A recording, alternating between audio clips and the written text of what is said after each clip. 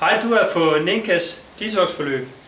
Jeg vil fortælle dig omkring de maskuline og feminine energier ud fra et metamedicinsk metasundhedsperspektiv. Og det er noget af et kompliceret stof. Når man tager udgangspunkt i, at 85% af menneskerne er højdominante, så 15% de er venstredominante. Og måden man finder ud af, det er i hvert fald et redskab. Måden man finder ud af det på, det er, at man klapper på lårene, og så klapper man hænderne sammen, så det krydser. Jeg kan kontrollere, om jeg vil have højre eller venstre tommelfinger til at lægge øverste, men det er den, der faldes mest naturligt, når man krydser, som fortæller om ens hånddominans. Så for 85% så er de højre dominante kvinder, 15% så er deres venstre tommelfinger øverst, og så er de venstre dominante kvinde. Det her, jeg vil komme ind på nu, det er den maskuline og feminine energi, og det udspringer sig i den nye del af hjernen, som vi kalder Storhænde Bakken. Og det er sådan, at for kvinder er det, at den første konflikt, der de oplever, det er, at den slår ned i den feminine hjernehalvdel. Og det er altså i venstre side. Det er den feminine hjernehalvdel. Og når den slår ned, så er det oftest et indhold af ikke at føle sig værdsat, respekteret. Det kan være seksuelle tilnærmelser. Og det biologiske formål, det er, at det faktisk sker det, at det låser i den venstre hjerne. Og derefter reagerer du over for den maskuline hjernehalvdel. Så de højre dominante kvinder, de vil opleve en forøget tendens til at virke lidt mere maskulin i deres fremtrædende. Det kan måske forklare en hel masse ting for dig. Der er nogle ting, der måske lige pludselig falder på plads. Men det har vist sig sådan, at hvis man ikke løser den her konflikt inden for 1 til 2 måneder, så vil man ændre den hormonelle status fra familietemaet, familiemønstret, til at bevæge sig mere ud på mandens territorieområde, som er mere arbejdsmæssig karakter, og begynde at konkurrere med mændene. Så hvis det er noget, du kan genkende, eller du ligesom oplever nogen, der har ændret sig i den stil der, så er det faktisk nogle af de feminine følelsesmæssige reaktioner, der har lagt til grund for det, som ikke er blevet løst i sin tid. Så de vælger biologisk ikke at løse den, hvis ikke den bliver løst inden for nogle måneder, og så tilpasser de sig mere den maskuline energi. Og de behøver nødvendigvis ikke at være udadgående energi, altså det vi også kalder manisk energi. Det kan sagtens være en form for maniodepressiv, at de skifter mellem at have feminin energi, det vil sige meget manisk energi, til maskulin energi, som er depressiv. Og de fysiske problematikker kan være, at orgasmen udbliver vaginalt, og det er så, at så skal kvinden stimuleres med klitoris.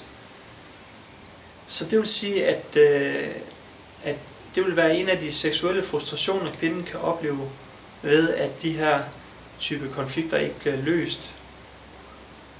Og det kan være en måde, man kan gå ind og få det ændret på, det er simpelthen at få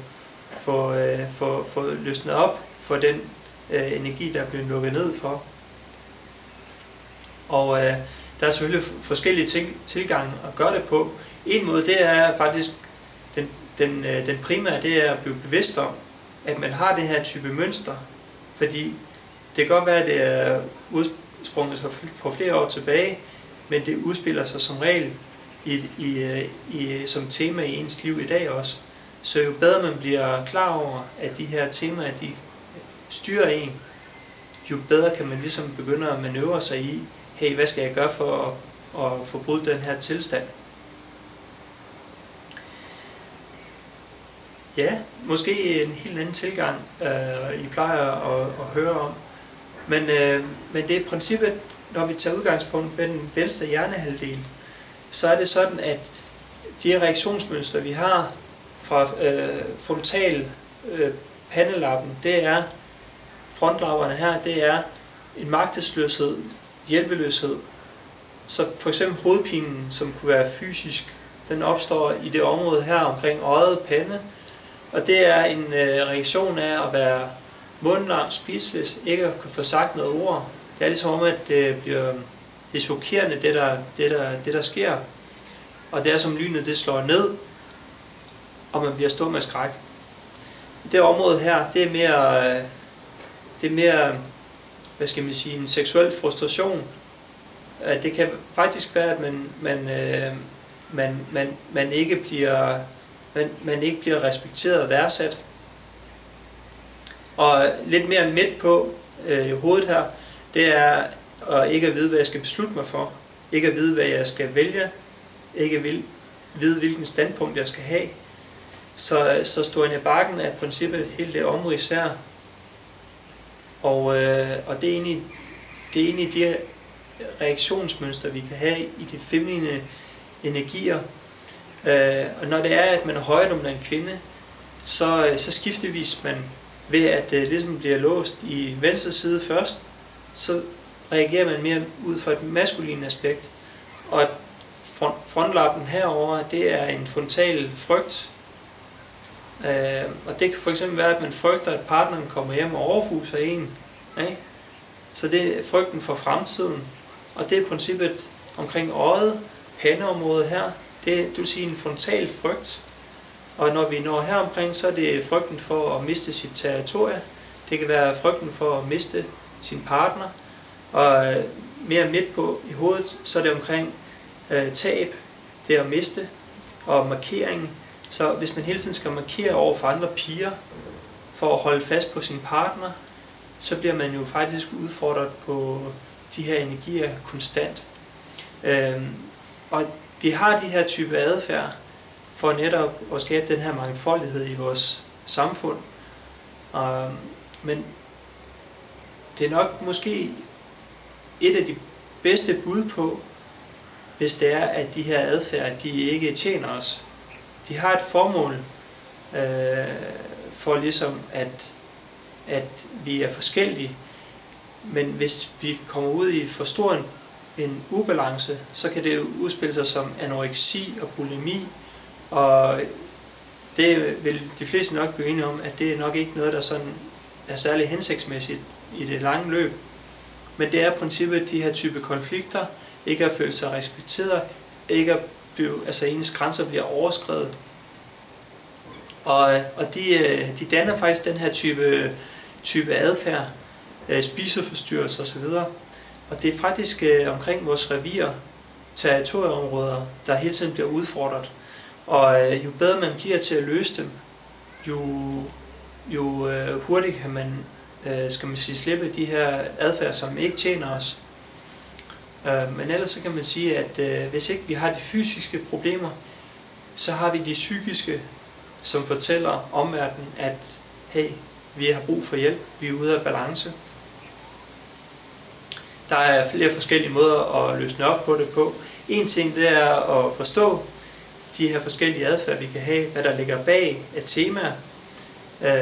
Det kan skabe en større rummelighed for en selv, men også for andre.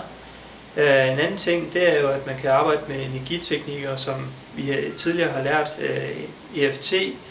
Det kan være hypnoterapi, det kan være forskellige kropsterapier for at slippe den ophobede energi, der er inde i os omkring de emner.